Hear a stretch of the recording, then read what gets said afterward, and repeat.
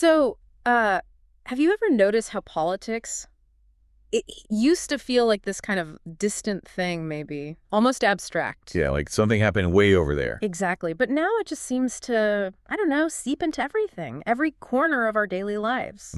That constant background hum, sometimes pretty frustrating. Right. Well, today we're doing a deep dive into an article called Why Young People Hate Politics. And it offers this really sharp critique of modern American governance. And especially how younger generations are seeing it. Yeah.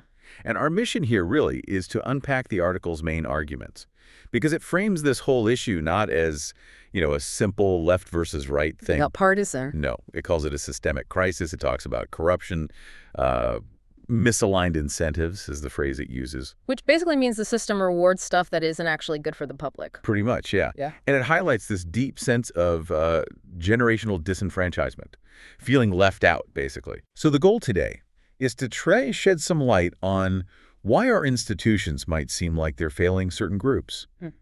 And, what that means for democracy, for representation. And what it means for you listening right now. Exactly. Okay, let's start right there then. How politics gets personal. The article points out this shift, from being that sort of toxic shouting match far off in Washington. Right. To something that directly invades, well, our living rooms, our bank accounts, our choices every day. Yeah, think about it. How political decisions directly impact, say, your rent payment. Or student loans. That's a huge one. Huge. Or whether you can afford health care. Even, like the article mentions, the price of a Big Mac. Just basic groceries. And with the digital age, you just can't escape the conversation, can you? It's constant. It makes those personal stakes feel even higher. And that's where the article makes this really striking connection to the generational gap. Ah, yeah, the age difference. Exactly. It points out that the leaders making these huge life-altering decisions, they're often in their 60s, 70s, maybe even 80s. Right. People who grew up in a totally different economic world, often. Totally different. And the article suggests they're often, pretty disconnected from the reality Gen Z is dealing with. Like what specifically? Does it give examples? Oh, yeah. It mentions things like rent eating up half a paycheck, healthcare feeling like a luxury, not just something you have. Wow. A Big Mac costing, I think it said $13, and student debt just crushing dreams before people even get started. That's heavy stuff. And the article frames this not just as, young people complaining. It calls it a fundamental design flaw. A design flaw in the system itself. Yeah.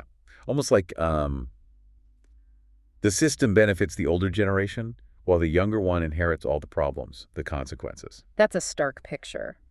Leaders in their 70s designing a world for people in their 20s.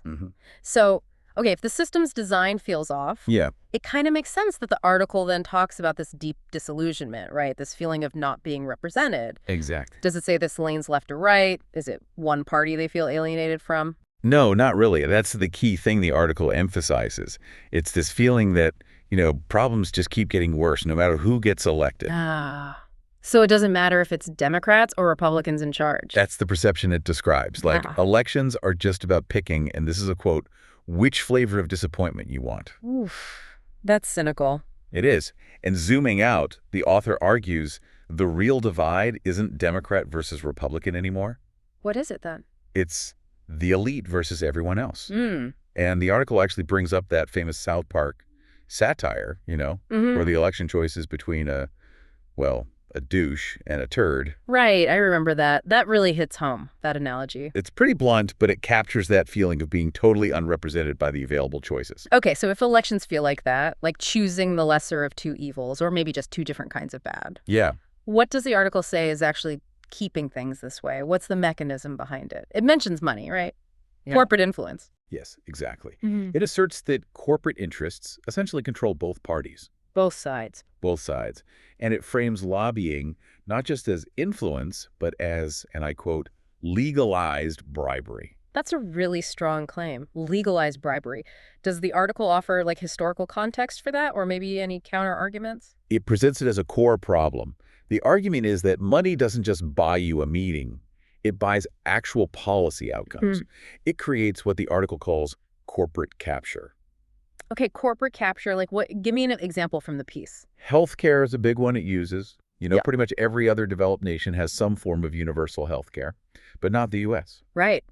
Why not, according to the article? It directly points the finger at politicians being heavily funded by the pharmaceutical industry and insurance companies. So they have a vested interest in keeping the current system. That's the argument. And it leads to these, frankly, absurd situations like ambulance rides bankrupting people God, yeah. or drug prices just being astronomically higher here. Mhm. The article specifically mentions insulin, hundreds of dollars in the U.S., Compared to what elsewhere? compared to around $30 in Canada, it said. $30 versus hundreds. Wow. And it's not just healthcare.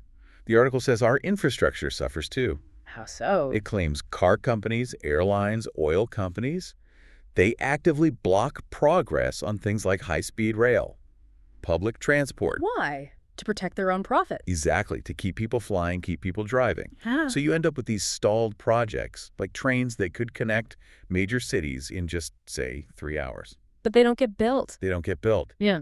It really is astonishing when you hear those specific examples.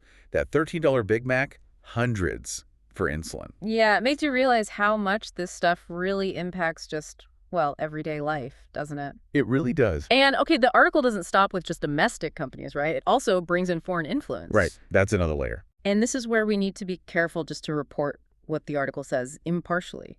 How does it present these dynamics? It mentions Israel quite a bit, I notice. It does. It raises some pretty pointed questions about who's really influencing certain areas of U.S. policy. Okay. It points out the U.S. gives Israel, I think the figure was $3.8 billion a year. Okay. And what's that for? Well, it says it funds military needs, but also, interestingly, Israel's universal healthcare system. Wait, the system that Americans don't have. The very same system Americans don't have. That's the contrast the article draws. Huh. And it talks about lobbying groups. Yeah, specifically AIPAC, the American Israel Public Affairs Committee.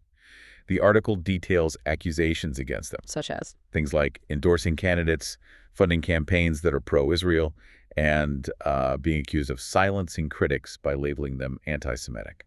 Okay. And the article connects this to what outcomes? It claims this leads to a suppression of free speech here in the name of loyalty to another country. And it links it to U.S. military actions against countries seen as Israel's enemies. It lists some specific countries? Yeah, it mentions Afghanistan, Iraq, Syria, Yemen, and suggests potentially Iran. Wow. Okay.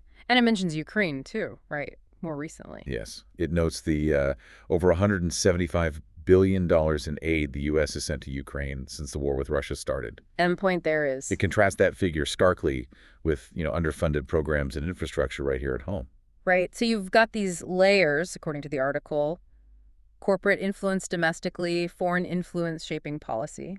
These interlocking systems, as it describes them. So what's the big picture takeaway then? What does this all mean for American democracy, according to the author? Well, the author's conclusion is pretty stark. Yeah. The argument is that the U.S. is effectively no longer a sovereign democracy in the way we might think of it. Meaning not governed by the people. Essentially, yeah. Yeah. It's portrayed as being governed less by its citizens and more by, well, multinational corporations focused on profit, and by foreign governments using money and influence to shape U.S. policy to their benefit. So it's not just gridlock or inefficiency. No, the article suggests it's more fundamental, like a quiet shift of power away from the voters. And towards these other interests. Towards boardrooms and foreign policy back channels.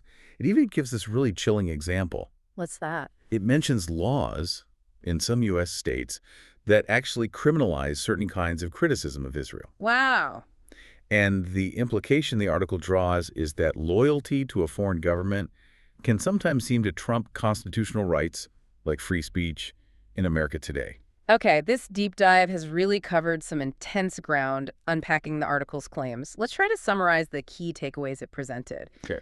There's this strong feeling among young people, as described, of being unheard, misrepresented. Check. Right, that disillusionment. Then there's the idea that corruption isn't just about a few bad apples, but it's systemic, built into the structure, not partisan. Yes, that corporate capture idea. And that real reform gets blocked consistently by these powerful moneyed interests, both corporate and, as the article claims, foreign. Undermining sovereignty is the argument. Exactly, undermining national sovereignty.